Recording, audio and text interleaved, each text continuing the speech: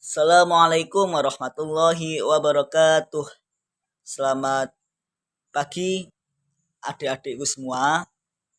Alhamdulillahirrahmanirrahim. Kita dapat berjumpa kembali dalam mempelajari dalam mata pelajaran akidah akhlak kelas 7. Yaitu di pagi hari ini yang cerah, saya akan menjelaskan materi tentang akidah Islam. Untuk akidah Islam kan sudah pertemuan kemarin, berarti untuk pertemuan sekarang adalah sifat-sifat wajib bagi Allah. Nah, nanti di materi akidah Islam dan sifat-sifat wajib bagi Allah ada hubungan yang sangat erat. Nanti kita akan bahas bersama-sama terkait materi sifat-sifat wajib bagi Allah yang sebelumnya kita sudah mempelajari tentang materi akidah Islam.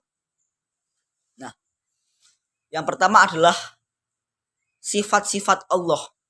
Apa sih yang dimaksud dengan sifat-sifat Allah? Nah, sebelumnya materi tentang sifat bagi Allah itu ada 3 sifat. Yang pertama sifat wajib bagi Allah, yang kedua sifat mustahil bagi Allah, dan yang ketiga sifat jaiz bagi Allah Subhanahu wa taala. Nanti yang akan kita bahas di pertemuan kali ini adalah sifat-sifat wajib bagi Allah Subhanahu wa taala. Nah, sebelumnya, apa sih yang dimaksud dengan sifat wajib bagi Allah? Nah, di sini dijelaskan sifat wajib bagi Allah adalah sifat yang pasti dimiliki oleh Allah Subhanahu wa taala, yaitu Allah sebagai zat pencipta seluruh alam semesta dan isinya. Seperti zat yang menciptakan makhluk, yang menciptakan alam, langit, bumi, itu Allah Subhanahu wa taala. Dengan satu kata kun fayakun, semua itu menjadi ada.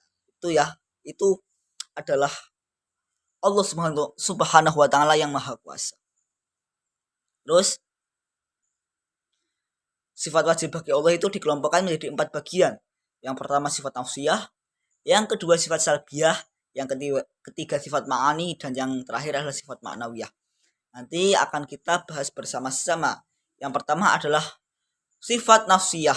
Di sini sifat nafsiyah adalah sifat yang menegaskan atau yang meyakini bahwa Allah Subhanahu wa taala itu ada.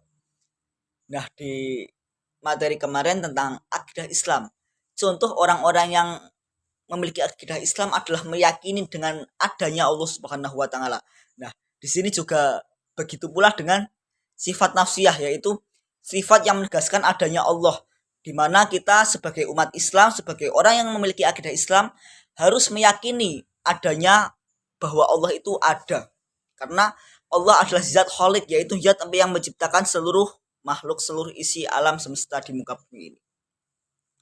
Yang kedua adalah sifat salbiyah, yaitu sifat salbiyah itu kebalikan dari sifat ma'ani, yaitu digunakan untuk meniadakan sesuatu yang tidak layak bagi Allah. Nah, sesuatu yang tidak layak bagi Allah itu dinamakan sifat salbiyah, yaitu kebalikan dari sifat nafsiyah. Terus yang selanjutnya adalah sifat ma'ani. Di sini dijelaskan sifat ma'ani adalah sifat-sifat yang juga dimiliki oleh makhluk. Bedanya jika yang memiliki sifat ini Allah, maka sifat ini tidak terbatas. Sedangkan jika yang memiliki sifat ma'ani ini adalah manusia atau makhluk Allah, maka sifat tersebut terbatas. Contohnya, Allah itu maha hidup, artinya selama-lamanya dia tidak akan mati. Sebaliknya, jika manusia yang memiliki sifat ma'ani, Allah itu juga makhluk, juga hidup, tapi manusia itu akan mati. Terus yang selanjutnya adalah sifat ma'nawiyah. Sifat ma'nawiyah adalah sifat yang selalu tetap ada pada Allah Subhanahu wa taala dan tidak mungkin ada pada makhluknya. Terus selanjutnya adalah bukti kebenaran dari sifat-sifat Allah Subhanahu wa taala. Sifat-sifat Allah itu ada wujud, qidam, baqo, mukhalafatul hawadisil, dan seterusnya. Tapi nanti kita akan bahas sebagian karena waktu yang tidak memungkinkan untuk menyelesaikan. Sini Sifat-sifat Allah itu dibuktikan dengan dua cara, yaitu dengan dalil akli dan dalil nakli. Apa sih yang dimaksud dengan dalil akli? Dalil akli adalah dalil yang didasarkan pada akal pikiran manusia, dapat dirasakan, dilihat, dan seterusnya. Terus yang selanjutnya adalah dalil nakli. Dalil nakli itu adalah dalil yang hanya dapat dibuktikan dengan dasar Al-Quran dan hadis Nabi SAW. Yang pertama, nanti kita akan bahas sifat wajib, yang artinya wujud, yaitu ada. Allah Subhanahu wa Ta'ala, yaitu Tuhan yang wajib kita sembah, itu pasti ada. Allah itu ada tanpa adanya perantara. Jadi kemarin di kasus di kelas ada yang menanyakan, Pak, siapa sih yang menciptakan Allah Subhanahu wa Ta'ala? Jadi jawabannya, Allah itu zat khaliq, yaitu Allah yang menciptakan makhluknya, yang menciptakan seluruh alam semesta.